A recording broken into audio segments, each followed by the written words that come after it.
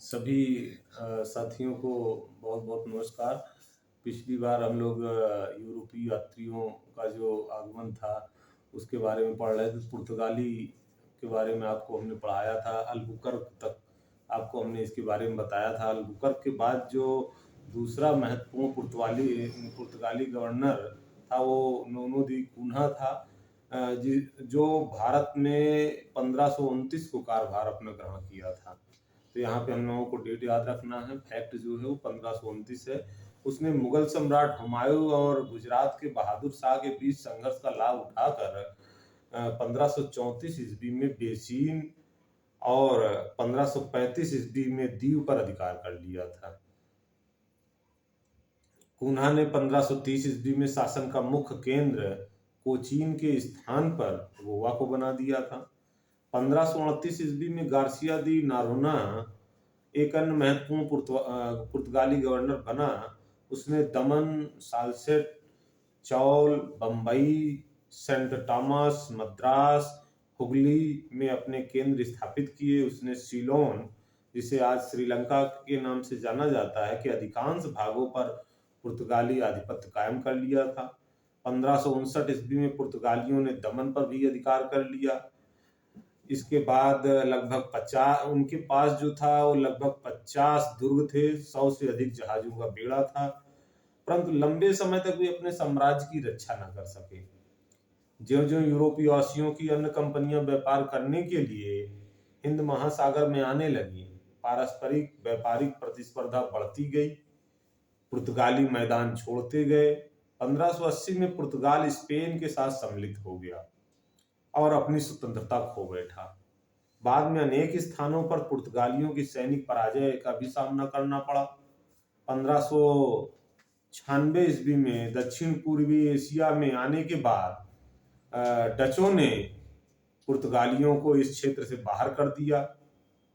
डचों ने 1641 ईस्वी में मलक्का दुर्ग को जीत लिया। 1658 ईस्वी में श्रीलंका और 1663 ईस्वी में मालाबार के सभी दुर्गों पर अपना आधिपत्य जमा लिया। अंग्रेजों ने 1612 ईस्वी में पुर्तगालियों को सूरत में पराजित करके अपना कारखाना स्थापित किया। 1622 ईस्वी में उन्होंने अपना विस्तार करते हुए पुर्तगालियों को हॉर्मुज में फारसी सेना की सहायता से पराजित कर दिया। बाद में मुगलों और मराठों ने भी पुर्तगालियों का विरोध किया। 1632 ईस्वी में शाहजहां के सिपाहसालार कासिम खां ने उनसे हुगली छीन लिया। 1639 ईस्वी में मराठों ने उनसे साल्सेट और बेसीन छीन लिया। 1661 ईस्वी में तत्कालीन ब्रिटिश सम्राट चार्ल्स द्वितीय द्वारा पुर्तगाली राजकुमारी कैथरीन से विवाह करने पर पुर्तगालियों ने उसे मुंबई द्वीप दहेज में दे दिया। तो ये सब जो कारण थे पुर्तगालियों के पतन के। और एक प्रमुख बात पूछी जाती है जो पुर्तगालियों का एक था, कार्टस था, आर्मड काफिला व्यवस्था जो था उनका, वो काफी चर्चा में रहता है। तो उनका जो कार्टेज आर्मड व्यवस्था थी वो कार्टस पद्धति थी। तो कार्टज का तात्पर्य यहाँ एक परमिट से था और सभी को परमिट लेना अनिवार्य होना था। तो बाध्य करने के लिए आर्मेडा की शक्ति थी। इसी व्यवस्था को कार्टज आर्मेडा व्यवस्था कहा जाता है। इस परमिट के बिना कोई भी भारतीय या अरबी जहाज अरब सागर में नहीं जा सकता था। यहाँ तक कि पुर्तगाली अधिकार वाले क्षेत्रों में व्यापार करने के लिए मुगल बादशाह अकबर को कार्टज लेना पड़ता था। भारतीय या अरबी जहाजों को काली मिर्च और गोला बारूद ले जाने की अनुमति नहीं थी। पुर्तगाली स्वयं को सागर का स्वामी कहते थे। व्यापार पर नियंत्रण के लिए काफिला व्यवस्था की गई थी। इसके तहत स्थानीय व्यापारिक जहाजों को छोटा सा काफिला होता था जिसकी रक्षा के लिए पुर्तगाली जो बेड़ा था वो साथ साथ चलता था। इस संरक्षक बेड़े के दो कार्य थे। एक तो इन जहाजों को समुद्री डाकुओं से रक्षा करना, दूसरा यह सुनिश्चित करना कि इनसे कोई जहाज पुर्तगाली व्यवस्था के बाहर न जा सके। अब पुर्तगालियों के जो पतन का कारण था, यह थोड़ा मेंस का व्यू हो जाएगा। तो उस पे भी चर्चा करना चाहेंगे। पुर्तगालियों के जो पतन के कारण थे वो ये था कि आधुनिक अगर इतिहास में देखा जाए, आधुनिक भारत में देखा जाए तो सत्ता संघर्ष के इतिहास में पुर्तगाली असफल रहे थे। इस असफलता के पीछे अनेक कारण थे।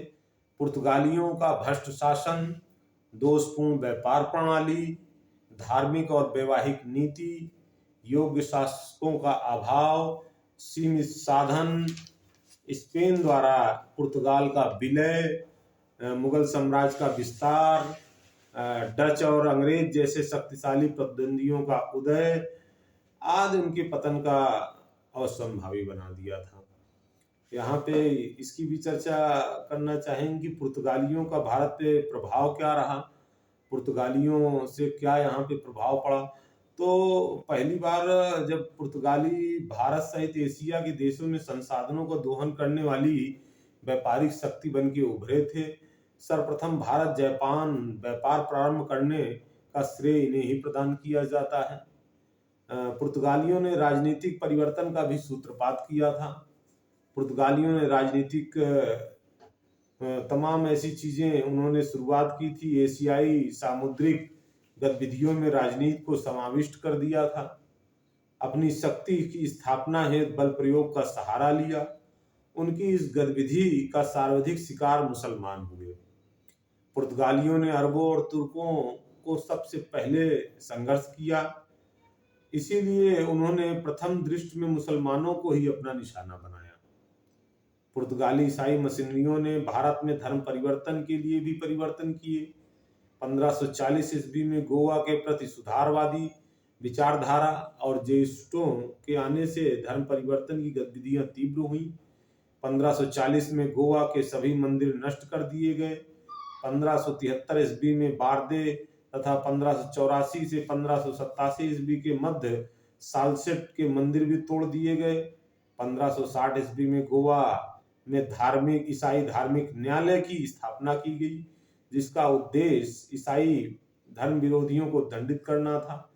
मध्य अमेरिका से तंबाकू, मूंगफली, आलू, मक्का, पपीता, अमरूद भारत में प्रवेशन पुर्तगालियों ने ही करवाया।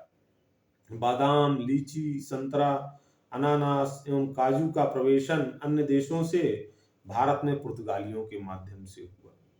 जहाज निर्माण तथा प्रिंटिंग प्रेस की स्थापना भारत में पुर्तगालियों ने ही प्रारंभ की। भारत की गोथिक स्थापित कला का आगमन हुआ। औषधि वनस्पति से संबंधित पहले वैज्ञानिक ग्रंथ का प्रकाशन 1563 में गोवा से हुआ। साथियों, ये तो पुर्तगालियों का व्यापार करने का तरीका था। शुरुआत से हमने आपको बताया, जितनी भी लगभग परीक्षा से संबंधित पुर्तगालियों से क्वेश्चन बनेंगे, वो चाहे मेंस की व्यू से हों, चाहे प्री के व्यू से हों, चाहे वनडे के एग्जाम के व्यू से हों, वो लगभग हमने पुर्तगालियों के इस अध्याय में चर्चा किया है। साथियों, अब आगे अभी यूरोपीय यात्रियों के आगमन का जो ये चैप्टर चल रहा है, उसमें अभी डच, अंग्रेज, फ्रांसीसी कई लोगों पे चर्चा होना बाकी है। तो अगर आपको साथियों हमारा ये वीडियो पसंद आता है तो सभी लोग लाइक करें और प्रोत्साहित करने के लिए मुझे सब्सक्राइब भी करें। साथियों, बहुत बहुत आप सभी का आभार एवं धन्यवाद।